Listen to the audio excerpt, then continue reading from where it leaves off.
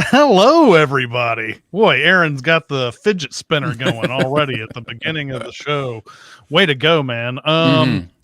This is episode 125 of Recotopia. I'm Chris Atkinson, joined by the aforementioned Aaron Dicer. Hidely ho, Lawrence Arenos. Aha, there we go. And we'd like to welcome chat who have come out here to watch us talk about movies on a Tuesday. Thank you guys for coming out. Aaron, do you have any small recommends to start us off? Sure, yes, I do. Let's start off with Twisters. Just out recently, and boy, did I have a good time at this movie.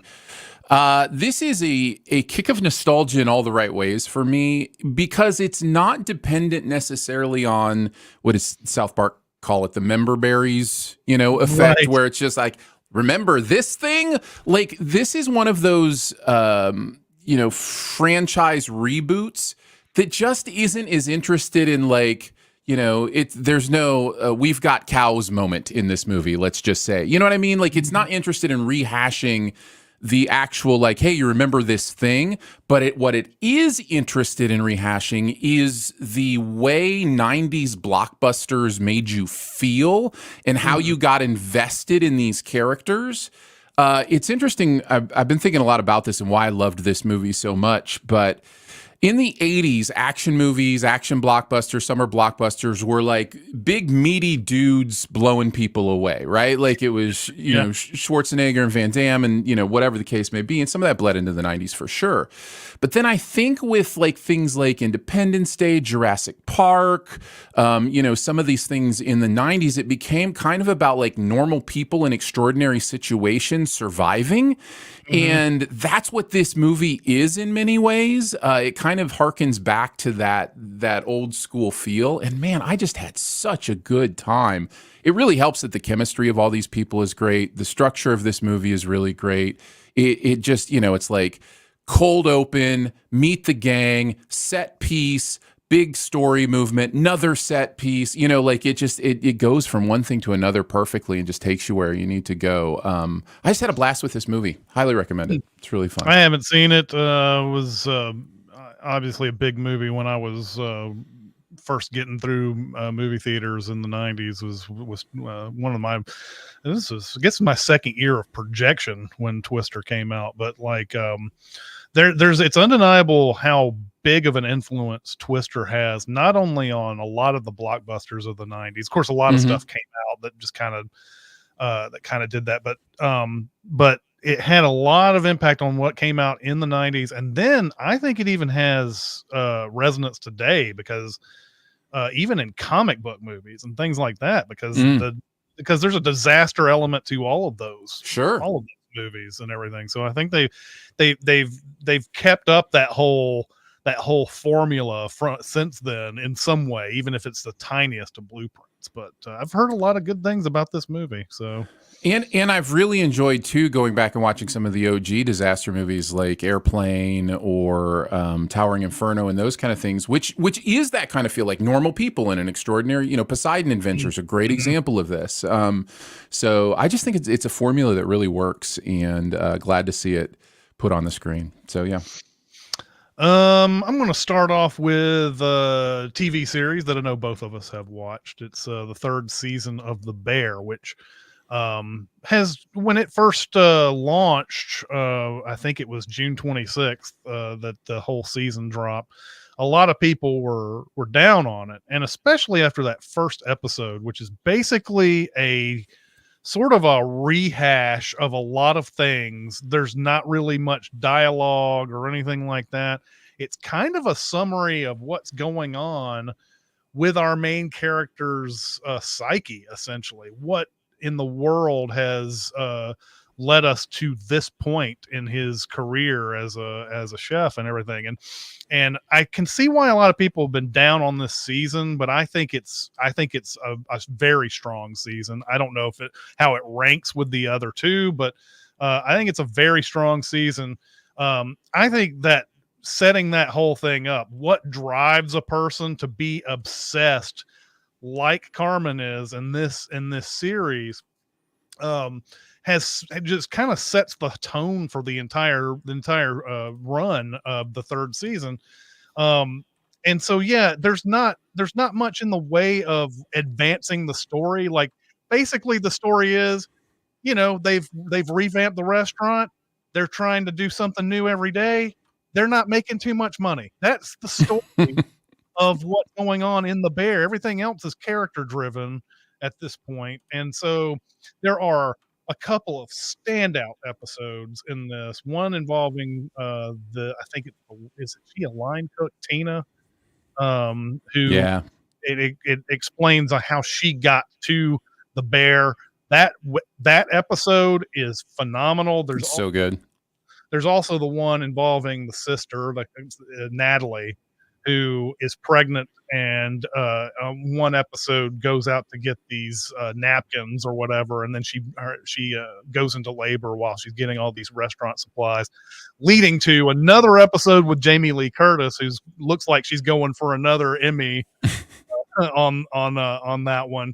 Another great standalone episode. So a lot of this is like standalone character episodes and not much in the way of advancement of what's going on. And by the end of it, when Carmen finds one of the sources of his just angst and his anxiety and everything like that, and finally gets to confront that person, played by Joel McHale, who you've seen before, the answer that he gets back is so true to life and exactly what you can't expect any more than that and everything. But I thought this was a really well done season, even though a lot of people were down on it. I can see why they were, but I really did think this was still on par with the other two seasons. Yeah, I don't know if you went back and kind of read my thoughts. I posted on our work Slack some of my I've been thoughts meaning to after watching the whole season, and I am one of those that's a bit down on this season, but not in the way of like what a terrible season of television. No, this is better than 95% of the things on TV. You know what I mean? Maybe even more than that. It's still maybe the best show on TV, even with the down season, because they are making such interesting artistic choices. After I posted that, and I'll say just a couple of the reasons why it's a down season for me, but I did find out that this was apparently one of those pressure situations where they were told they needed 2 more seasons, not just one.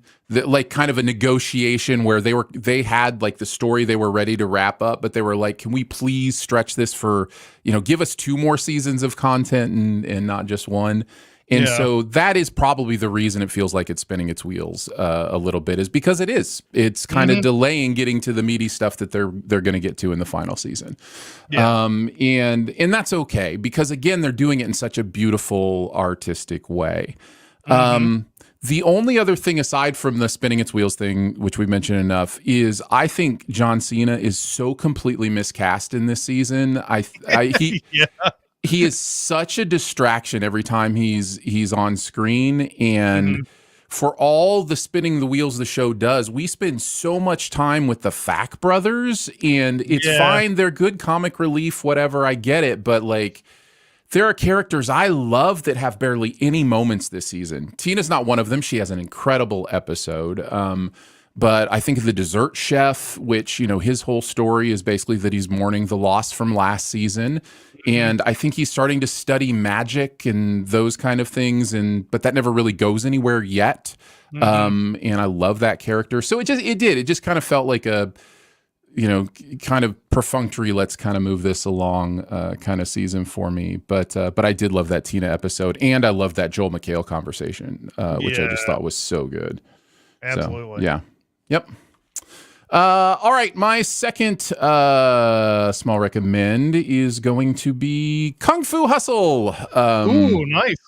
Which was a big recommend it was a few months ago. I don't know how long ago it was. I think it must have been more than a few months ago, because I hadn't seen this yet. So, but it must have been. I think it was just before I went on my hiatus. We did this one as a big recommend. But anyway, yeah. And I was vaguely aware of that, and I think that's one of the reasons I had it so high on my watch list. And I'm here just to echo all the wonderful things that have been said about this movie. It's so much fun when a movie understands that it only has to be what it wants to be. And this movie Mhm. only is what it wants to be, which is silliness, fun, and just time after time of your jaw being agape going, I can't believe I just saw what I just saw. Mhm.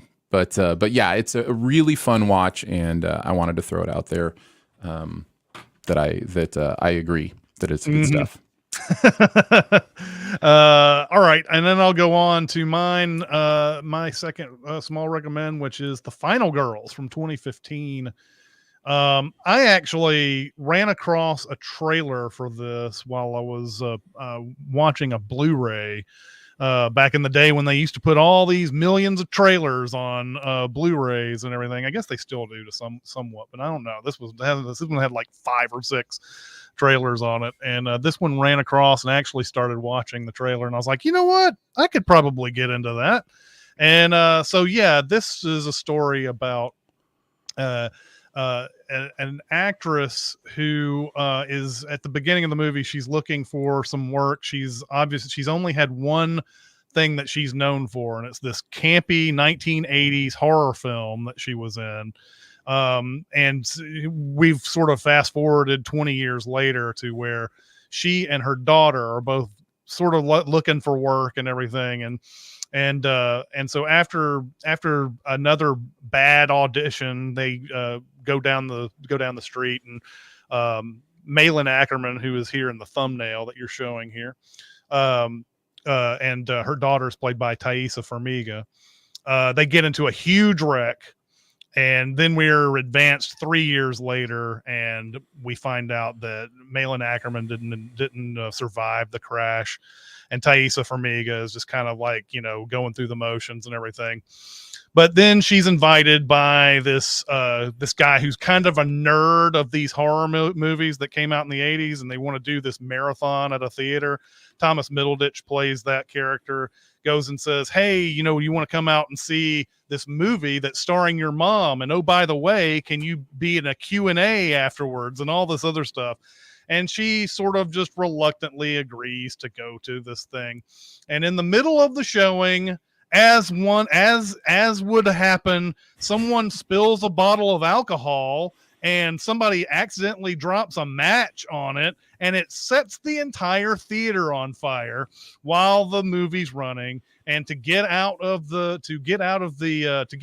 safe, they cut a hole in the screen, and they go behind the screen, and when they wake up, they're in the movie that they were watching. Gun, gun, And gun. so they have to decide, they have to figure out what they need to do. It's kind of got some tiny bit of Groundhog Day elements to it, because the movie goes a certain way, and if you know the movie well, then you need to make sure that you're sticking to where the movie is. But then it kind of takes a different turn than what you're thinking it's going to go. Anyway, Thaisa Farmiga gets to see her mom again, only she's playing a character this time and doesn't have any idea who she is. And so it's sort of that way of like a mother and daughter getting to see each other again in kind of like a blast from the past, a ghost, if you will.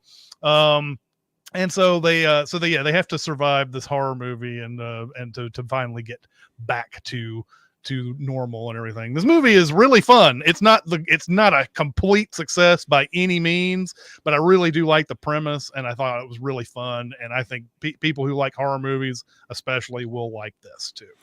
I think I'll like it too. I haven't seen it yet. It's been on my radar since it came out. I've had several people tell me it's my kind of horror movie, in that it's like meta and fun and those kind of things. And so I'm sure I will eventually get around to this. I will add your recommend to the pile, pushing me to see it for sure. Mm-hmm. All right, on to our big recommend, which is Lawrence of Arabia. We are continuing the series of movies that we've been recommended but do not like. I love Lawrence of Arabia, but is it possible that I hate Lawrence of Arabia now after watching it this time? Is it possible that Aaron loves Lawrence of Arabia after hating it before? Maybe he didn't hate it. It just didn't appeal to him as much as other people or whatever. But anyway, Did any of our opinions change after this movie? Stay tuned. So, Aaron? Lawrence of Arabia, 1962 David Lean film introducing the world to Peter O'Toole and starring Alec Guinness, Omar Sharif, and one of the greatest scores of all time. Which is a good thing, because if you thought 2 minutes of logos were bad, just wait till I introduce you to 5 minutes of music on black screen. After that, we get some more credits over an overhead shot of a motorcycle before T.E. Lawrence, who is played by Peter O'Toole, hops on his motorcycle and attempts to cheat death by going faster and faster until death eventually has had enough of being cheated and ends the game. Cut to Lawrence's funeral, where people are having various conversations about who he was and whether or not his exhibitionism matches up to Hugh Jackman's Greatest Showman. Someone mentions he worked for him, and we flash back to Lawrence showing off his pain threshold skills, because after all, the trick is apparently just not minding that it hurts. After Lawrence busts someone's billiard balls and proves he is a bit of an unconventional oaf, we land in an office where he's assigned the job to talk to an Arab prince about helping the war against the Germans and the Turks, even though the war is mostly in the trenches of Germany, and apparently this is a sideshow of a sideshow. Lawrence indicates how much fun he is going to have in the scorching heat by playing match-holding pyro again. But wait, that's not a match. That's a smash cut to the desert sunrise so we can get our first batch of desert porn, night sky porn, and camel porn. Well, not really camel porn, because that's unfortunately probably a real thing, but you know what I mean. Oh, yeah. After settling down with his guide for the evening, they bond over how fat everyone is back home, the gun that he gives him, and eating some food. And are we sure Lawrence isn't American? With some more desert scapes in between, we get some riding lessons, some binocular scouting, and some spotting the arriving of someone from miles away from an in-ground water source. In England, they would say, that's well spotted. After waiting too long to get the first shot off, the approaching stranger arrives and says that he owns the well, and they chit-chat about who owns what and who gets to know whose name and how people get angry when you shoot their friends. Lawrence then decides to find the rest of the way to Prince Faisal using his trusty compass instead of going back with the friend murderer. Lawrence then finds his way to some echoey cliffs where he steals a bit from the Alex Garland movie Men and tries to compose an echo song right there on the spot. It's there he's met by another English soldier sent by Faisal to lead him in. He tells Lawrence to keep his mouth shut before some loud explosions happen and a couple of biplanes plane by to engage in some light north by northwesting of the Arab encampment that they are headed towards. The company retreats away from the battle, and we get a quick lesson in what happens when you don't get proper consent from a camel to do butt stuff. Next up is a group powwow on how the British can help fight the Turks, where Obi-Wan, with an unfortunate makeup job, puts the British officer in his place, and Lawrence continues his independent streak by siding with Faisal over his military buddy. Lawrence and the prince then have a private conversation that leads to Lawrence saying he can help him make Arabia great again. Lawrence then has some me time in the dunes, but instead of worrying about the spice trade, he comes out with one word: Aqaba. Apparently his revelation is that they should go to Aqaba. This seems crazy to Ali, but is it so crazy that it just might work? Well, we're going to find out as Lawrence takes him in and heads that way with Faisal's approval. After a couple of young stowaways are caught, they have to make the call to risk going through the hardest part of the desert to get there. But of course they do it because the movie needs some more glorious shots of miles and miles of sand. On the route, they see some tornadoes, and Lawrence starts to fall asleep, dreaming of why he couldn't have Helen Hunt, Bill Paxton, and Philip Seymour Hoffman along for the fun. The group eventually realizes they should be traveling at night when it's cooler and resting during the heat of the day, and we get some day walking, some treacherous rock walking, and finally, an ultimatum to cross the sun's anvil before the heat of the next day kicks in because they are out of time and resources. They do reach the other side in time. But then Lawrence's consciousness perks up a bit, and he realizes he has to go back to save someone who fell off during the night that the others have given up for dead. But of course, Lawrence does it and saves the day. And as the score swells, we get an extreme wide shot as two camels run to meet each other in the sands as if lovers who have been separated but finally reunited. Or maybe I'm still thinking about the camel porn that I mentioned earlier. Either way, Lawrence is now welcomed back as a hero who says nothing is written, which is true because you don't have to write anything when you're this good at just telling the story through visuals. Lawrence is given the robes of a sharif, and while he's out playing pretend in the desert, he gets peeped on by a Howie-Tat tribal leader named Auda. Is that right? Auda? I think that's right. Yeah, I think it's Auda. Auda? Yeah, named Auda, played by Anthony Quinn, who also seems to have put on too much makeup. After a bit of tension, Auda welcomes Lawrence and his crew in for a meal where Lawrence convinces Auda to join them in ousting the Turks from Aqaba.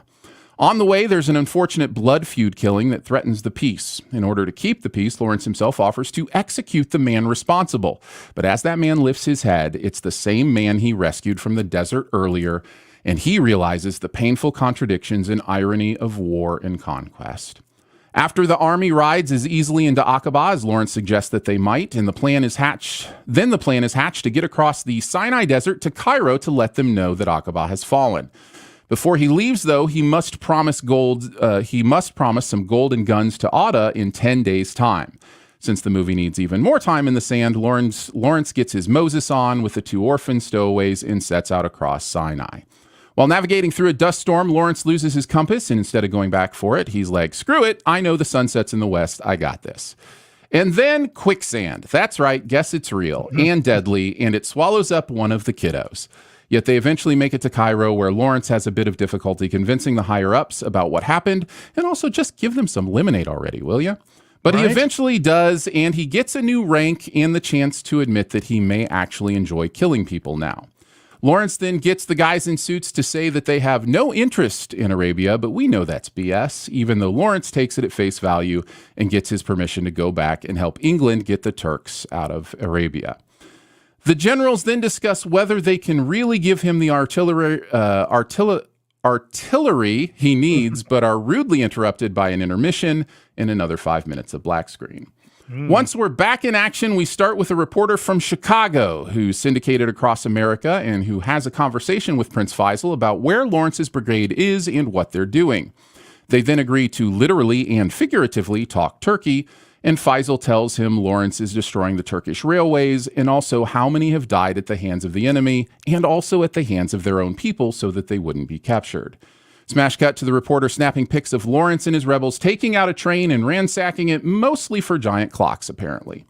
After a German soldier who survived takes aim with his gun and takes a shot at Lawrence that hits him, but then he unfortunately realizes he shot the Sharif, but he did not shoot him dead, you see.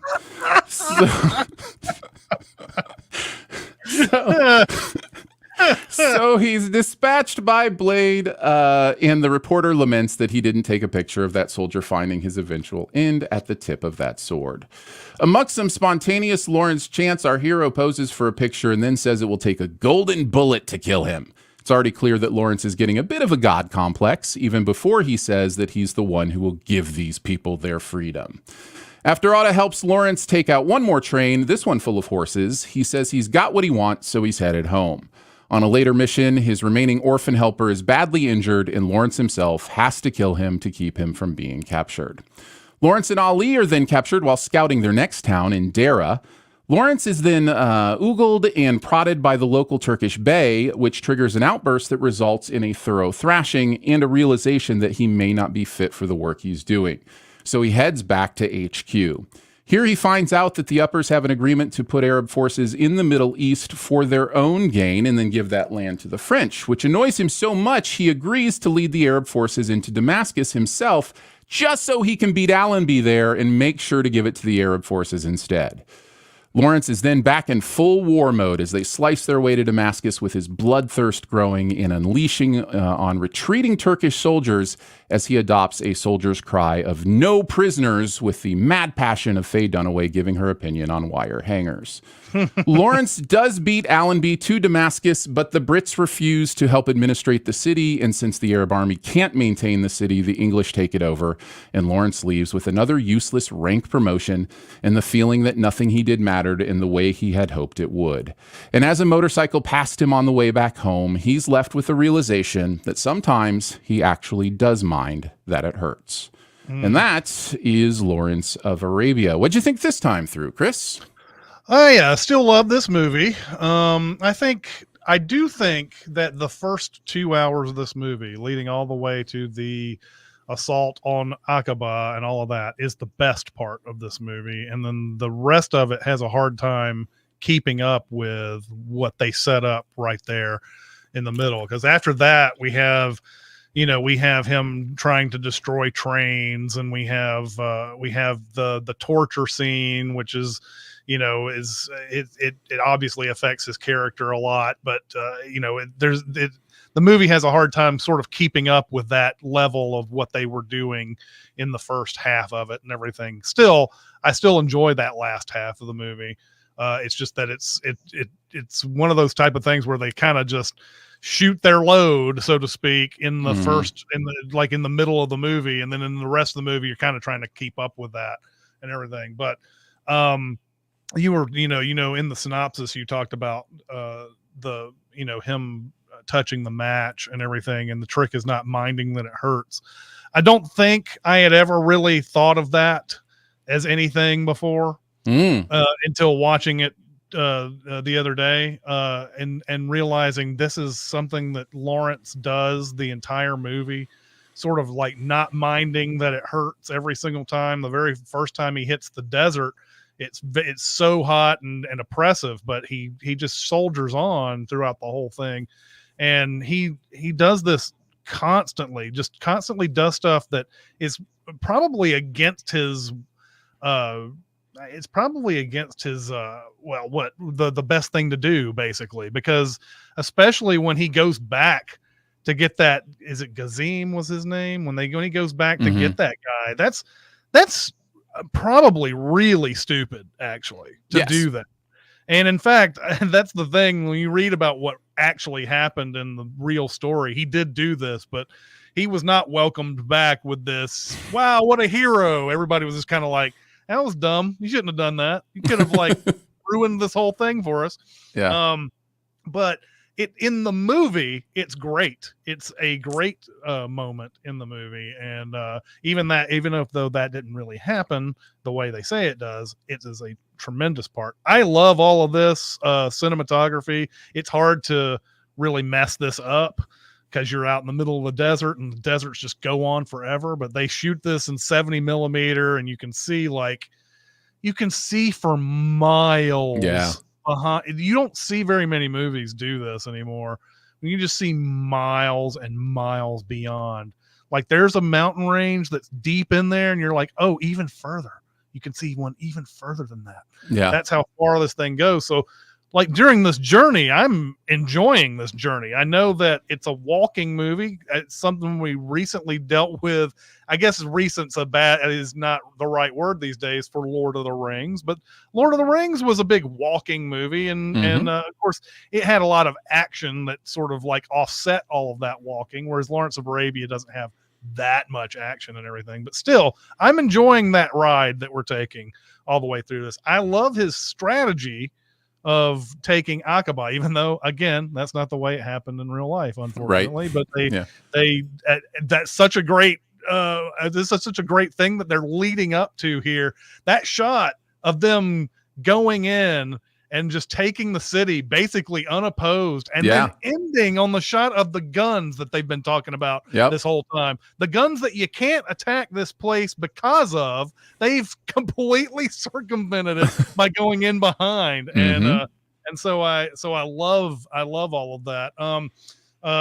Going to the notes, he's like, cinematography, of course, is amazing. The music is great. I even heard that even though this got nominated for 10 awards or something like that, and I think it won 7, they didn't get a costume nomination because they didn't submit the name. That was a crazy thing. Let's see. So I've gone over most of that 2-hour stuff. I love almost everything about that. I love the movie showing the difficulty of getting people together for a common goal. when everybody has their own selfish goals, and of course Lawrence does too. I don't. That was a depiction that the Lawrence family did not enjoy at all. That he was this guy who became bloodthirsty Mm-hmm. and and everything. They didn't like that. But I do think in a movie that's completely correct for his character to kind of get to that point. He's gone through a lot. He's had to deal with a lot of politics. He gets tortured, and he's looking for, it looks like he's looking for his own glory in this. I don't know if it's really like he's doing it for the Arabs. He's not doing it for the British for sure. But he really does seem like he's kind of just doing it for his own personal thing, and he's not looking for any accolades. He just wants that to be something that he can say, I did that.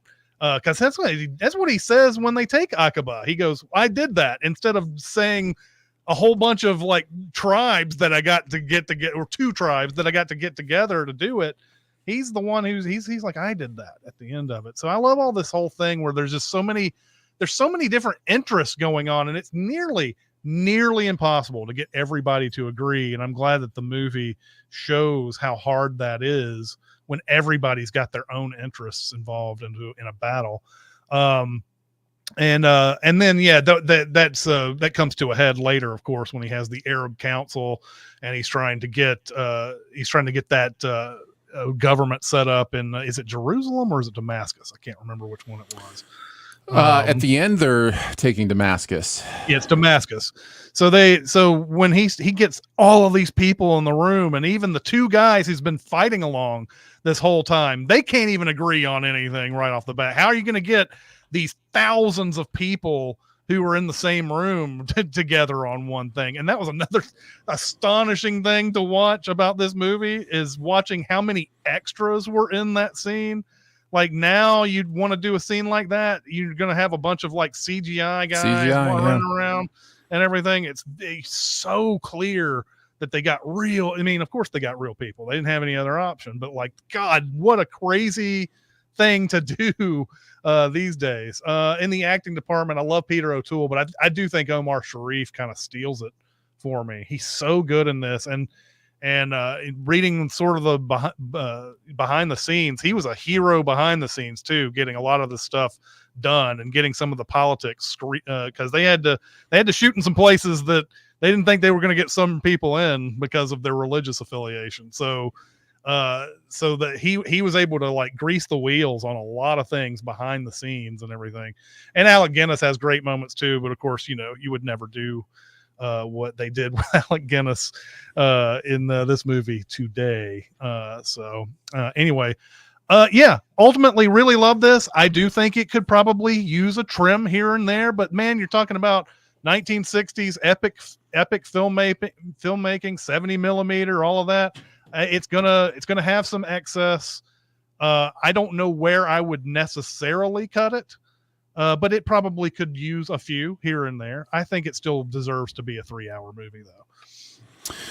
Yeah, I will say while I'm thinking about it, since you just mentioned the brown facing that's going on in this movie with Guinness and Quinn, and probably many other actors as well, as like secondary actors and stuff. But what's interesting, one of the interesting behind the scenes things that I saw was Omar Sharif was almost not cast as well. It was almost accidental that they actually found somebody to actually play a role from the race that they were portraying. So I found that interesting. This is still not one of my favorite movies of all time. However, it has gone up quite a few notches in my estimation watching it again. And I think I was able to, and this happens with a second viewing sometimes, when you're experiencing something for the first time, you get bogged down in your initial reactions, right? So like, for instance, I'm watching this and I'm like, okay, I get it. We're traveling through the sand. Can we, get to the next part of the story? And so then the next time it goes back to another traveling through the sand, I'm like, are you serious? And then I'm so distracted by that I'm not paying due attention to some of the other things I'm able to in a second viewing. And I'm pretty much right with you. I think the movie's only real flaw is that I don't know that it's the length per se. I think it's structured awkwardly. I think Mhm. there's a real awkwardness to the ebb and flow of what I'm interested in this movie and what it's trying to do. Not only is that second half a little bit anticlimactic, it also just kind of jumps around a lot through Lawrence's life. Like we're taking down trains. Now we're in a torture scene. Now we're and it happens so like jump in such a jumbled way. Yeah. That I think there's just an awkwardness to the structure that doesn't allow the movie to hit perfectly for Mhm. me. Having said all that, I was able so much more this time to really appreciate the beauty of this movie, to take in. And it's, you say it's hard to mess up desert shots, and I think you're right, but it's also, there's some real keen talent in the framing of what's going on here. I was Sure. very aware of how beautiful some of the framing was. I watched a couple little featurettes afterwards. Martin Scorsese was talking about his love for this film, and Spielberg was talking about his love for this film. And look, Mhm. if Scorsese and Spielberg are on the same page, who am I to say that they are wrong? Mhm. And both of them mentioned the Mirage shot, the Mirage Yeah. scene, and it is such a spectacular shot, and apparently very difficult to do and get Well, right. apparently it required some outrageously weird millimeter lens that they used for that shot, and it never has been used again. I think they Oh, took it interesting. and basically, I don't know where it is now. I don't know where the lens is. But it has never been used since. And I guess the reason it's never been used since is not because of it being a legendary lens at this point. It's just that it has that very specific, like, you know, I know it has that very specific skill Yeah, involved in ability. Yeah, making a mirage. And how many times do you really need to do that unless you're like specifically, I want to do something just like Lawrence of Arabia did. right. So I don't know, but that I thought that was a fun thing, that that lens has never been used since this It's movie. amazing. There's so many great stories about this movie and that particular scene as well. The idea that so many of these shots that you look at and you go, "Oh, that's amazing," the pure sand or whatever, and then you think they had to do those shots more than once, so they Mm-hmm. had to clear all that sand they had to field guys on a baseball field, sweeping the sand for miles. That is like a mile long shot. And Mm-hmm. also, they, I guess, painted a line on the ground in that shot to draw the eye towards where they wanted it to go on the horizon. So, like, there's this lighter sand that kind of draws the eye all the way, the perspective to the end. Like, that kind of stuff is always interesting to me. And I just love that kind of stuff. So yes, it's beautiful. Performances are great. I agree. Omar Sharif steals the movie. I think he's spectacular in this, and I do think Peter O'Toole is good. Mm-hmm. I was thinking with the structure, which I mentioned, I think might be the biggest negative for me, and why the length doesn't quite work for me is there's this interesting introduction of Lawrence through the funeral. Right, we get Mm-hmm. this interesting. I really like the beginning of this movie. It sets Mm-hmm. up a lot of things you need to know about Lawrence. Is that he doesn't care. He's strange. He's wants to cheat death. All those things. Kind of a Citizen Kane kind of opening. Sure. And then Yeah. there's somebody who at the funeral says, "Oh, I think the guy worked for me," and then we cut to him working for that guy. And I thought in my mind, because I couldn't remember, I was like, "Oh, do they cut back to the funeral and other people who knew him, and then go to that person's perspective, or kind of Mhm. piece it together through people talking about him at the funeral?" And we really don't. We don't ever go back to the funeral, which Mhm. is a bit unfortunate because we have learned so much about those people who are saying those things at the funeral, and it's given so much added context that when you watch it again, you're like, "Oh, this is the guy where this thing happens later." And Yeah, I just wondered if we could have gone back there a couple times I to see those agree. people. I was sitting there thinking about that, because like all these different opinions come flying at you at the beginning. You don't know anything about the character at Right. that point. And then once it gets further along, you're like, oh, there's that guy who said he shook his hand in Damascus once, and you're like, but now I've got to figure out who were the other guys and what did they Right. do and Right. why do they think that way about him? And yeah, it might have been better to take the Citizen Kane route on this, where that someone is just kind of like, you have your reporter like you have in this one. By the way, love that dude's voice. So fun. The Yeah. reporter, like he has that voice, he's Got like that Chicago reporter. Yeah. Yeah, So good. absolutely. Him going to each character and saying, what do you remember about Lawrence? And it just kind of tells you the story in that way. And I think you're right. I think that would have been an amazing way to tell the story. And maybe they thought about doing that and they just were like, well, it's too much like Citizen Kane or whatever the reason was. Could be. But I agree with you. I think it would have been a more exciting and dynamic story, especially since, again, we have told the most exciting part of it by the middle of the movie. Yeah. That could have been the end of the movie right there. And we could have just told that story out of order, but maybe I don't know. They weren't thinking about that then, or just, we want to tell this more straightforward. So, and I think the reason that's not the end, because I think the movie's purposes in telling Lawrence's story is to arrive at the sadness of his story, at the pointlessness of it to him. And I think that's an admirable, line to draw. But if you end it at the conquering, then it's like all hail the conquering hero is the story. And that's not the story they wanted to tell about Lawrence. They wanted to tell a story.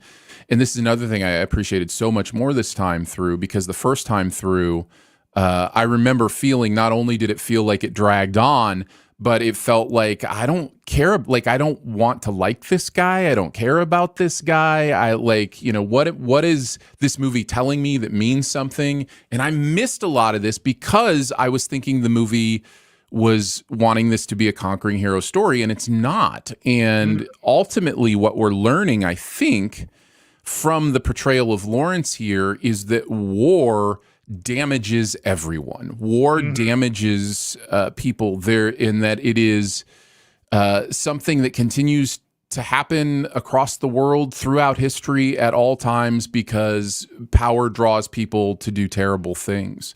Yeah. But it is always damaging. And, the idea that these people, some of these people were blowing up their own transportation system, right? They're blowing up their own train tracks because in their mind, and I read some stuff afterwards, in their mind, this is temporary. We'll do this to capture this city and then, get back to normal or whatever. And guess what? Those train tracks never repaired.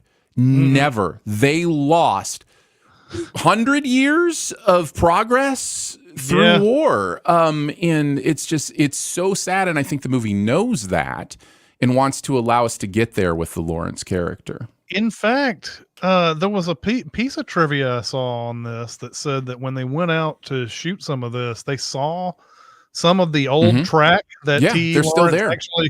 Actually blew up and everything when they were going out to shoot that thing. That's a crazy it's wild. Coincidence. Yeah.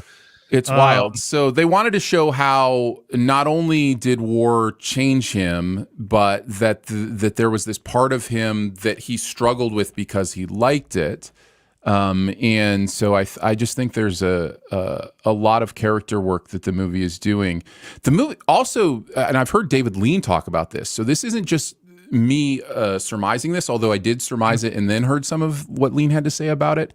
There's some really interesting sexuality undertones with the T.E. Lawrence character. And if you do some research on the actual T.E. Lawrence and what he was into, let's just say, when he got, back from the war, that trauma, torture scene takes on a whole new light as to how it impacted. The stuff with the young stowaway boys takes on a whole new impact in light of those things. Like there's a lot of and Lean said that was his intention. He's on record as saying like I wasn't specifically saying he was, this or that. I was just offering that this is who he was. So yeah. Yeah, that torture scene offers some subtleties into that. Like it's one of those things that old movies could do so well, is kind of indicate that that's what they were heading towards without actually ever spelling it out. And so for most normal audiences, it was like, oh, he's getting tortured. That's terrible. But then there's other people who could read into it and say, oh, there's a little bit more to this than just the surface and everything. They used to do that quite a bit back in the day. So anyway, and then the only other thing I wanted to say was I'm a Bridge on the River Kwai guy. I love that movie, and so I do have a soft spot for David Lean, but I also think Dr. Zhivago is just a complete miss. So I never met anybody who likes Dr. Zhivago, and I hate it too. I've never. The movie has this tremendous reputation. Even on the IMDb, I think it's at the 8.0 or something like that. Yeah. And I still have never found anybody who actually likes it. It's a sleeping pill, man. Yeah. But Bridge on the River Kwai, if you're gonna see, in my opinion, one David Lean movie, that's the one, and then Lawrence of Arabia is certainly worth seeing too. But that's it. That's all I had. I love that one too, and I was an eyelash of making that next week's movie, but I went a different way. Okay, went a different way. Anyway, let's go on to our super secret double feature. And I think this is a fairly basic one. I was trying to think of some complex, out there ones and everything, but in the end, the whole white guy goes into a native tribe or whatever, and then becomes one of them. Dances with Wolves is the one that sort of came up to me the most in all of this. I have not actually seen Dances with Wolves in forever, but it's that sort of that thing where he's fighting in the Civil War, and then I can't remember if he gets recommissioned or whatever, but he ends up spending his time with a native tribe in somewhere out west, and then he sort of goes native, and he likes to be in that world more than he likes to be in the American imperial world that he's been fighting for and everything. So that's the one that I went with on that one. Great choice. Great choice. I also like who was it? Slab's Choice in the chat, who says Ishtar. Yes, that would be a fun double feature. Well. Ishtar's. You know what? One day, I hope this happens. Someone makes a behind the scenes movie about Ishtar, because behind the scenes of Ishtar, way more interesting than the actual movie Ishtar, even though Ishtar has gotten kind of a cult following in the last few years. that cult following. I enjoy that movie. I've never been able to join that cult. I've watched it several times, but yeah, I want to see a story about the making of Ishtar one day, because that'd be fun. Insane. Okay. Going on to what we're gonna see. Let's see what's our next week's homework. I am gonna go back to the roots of this show, which is to find movies maybe you haven't seen and recommend those to you. We have been doing a lot of bangers lately, and I want to go back to why this show, I think, was created, and I'm going to finally introduce all of you who have not seen it to Zero Effect, this movie from 1998 that I have talked about for years, but I've never been able to go down and dissect for an audience before. This movie is fantastic. I love it so much. Bill Pullman, probably his best performance of his career, I'm going to say, and then Ben Stiller taking a supporting role in a period of time where he was becoming a huge comedy star. And Kim Dickens is fantastic in this movie too. So this is kind of a Sherlock Holmesian movie. It's directed by Jake Kasdan, Lawrence Kasdan's kid. This movie is so good, and I can't wait to introduce it to you who have not seen it. Aaron, have you seen this movie? I am one of those who have not seen it, so I am excited to check it out, and I'm always down for some Stiller and Pullman. That's amazing. Yeah. Also, another a great performance from Ryan O'Neal in this one too, who nice. kind of comes out of nowhere in this movie. But another good one. All right, I guess we have some time for some questions. Let's look and see what we got left here. I'm gonna skip that question. I'm like skipping. I keep skipping the stuff that we'll have to eventually get to, I guess, at some point. But all right, let's see. What movie has the single best score? I think that's a great question for this week, because you could argue that Lawrence of Arabia is in that conversation. It is certainly an incredible score. I always, when I think of this question, just go back to like, what am I pumped to just hum through my day? Like, what it just stays with me and sticks with me. Mm-hmm. And I'm going with Raiders of the Lost Ark. It is so epic, triumphant. I love that score. So that if push came to shove, and I had to, off the top of my head, pick something, it's Raiders. However, this would be a really fun conversation to have with a bunch of people, because I can imagine somebody being like, what about this? And me being like, yeah, I'll take that. You know what I mean? Like, there's so many great scores, but I'm going with Raiders. Yeah, this is always going to be one of those tough ones where there's somebody will come up with 10 better ones by the time you're done with your answer. But I'm gonna tell you what Jeremy was going to say if Jeremy was still on the program at this point in time, because his answer was my answer, but he chose The Untouchables, which is one of my favorite scores of all time, and Ennio Morricone. You can't go wrong with that guy. That guy did some great ones. Because Jeremy picked The Untouchables, I'm going to go with Psycho as mine. Psycho has such a great score, not just, of course, the ones that we know, the music that we know and love, but I just love that.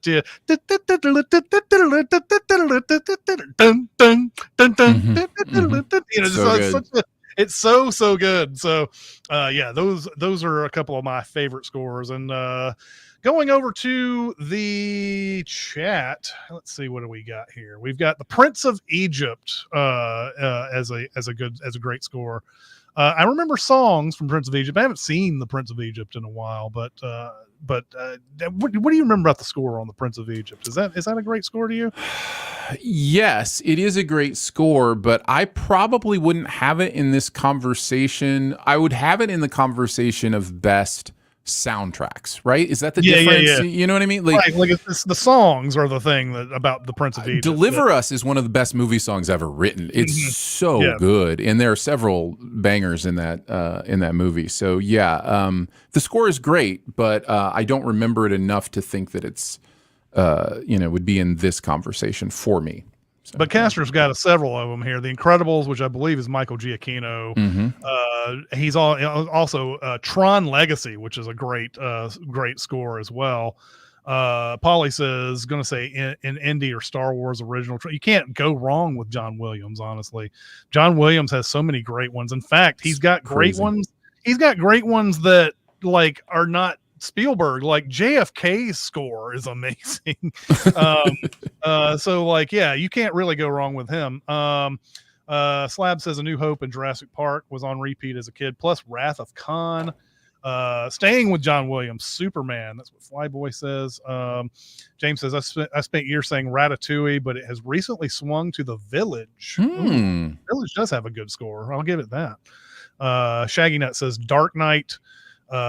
Nolan says Halloween has an amazing score. John Carpenter in general, I love all of his scores. They're very distinct. There's hardly anything that, I don't know, would you consider a John Carpenter score beautiful at all, but it's always affecting and everything. So yeah, love those. Josh says, my instincts are Social Network, Gone Girl, Girl with the Dragon Tattoo, Challengers, or any of that Trent Reznor and Atticus Ross did. Actual answer is Alan Silvestri's Back to the Future. Yes, absolutely great. No one says Jaws is also iconic. We're still talking about John Williams because this guy, yeah, just did a lot of great ones. Slab also says Catch Me If You Can. Molly says Nightmare Before Christmas, and there you go. Those are some great answers for that question, and so I love yeah. it. I love it when, I'll just add this real quick. I love it when you're just catching up on movies. They aren't necessarily like movies that are well known or going to be in people's top 100 or whatever. And a score just like stands out to you as like, this is really good.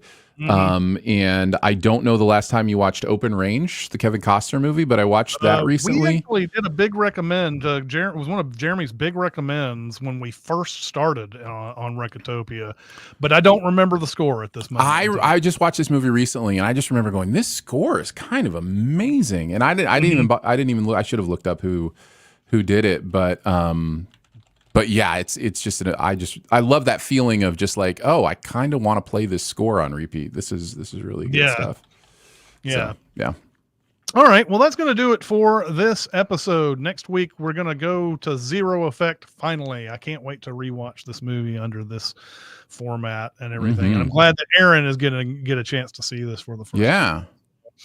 For people were asking where Zero Effect could be found. I think Hoopla again is to the rescue on that. Otherwise, you would have to rent it from the various places that you rent movies. But I believe Hoopla is the free one. But that's going to do it for this week. Thank you, chat, for coming out and watching us talk movies today. You guys are so valuable. I appreciate you so much. But that's going to do it today. We'll see you next time. See you next week. See ya. Bye, guys.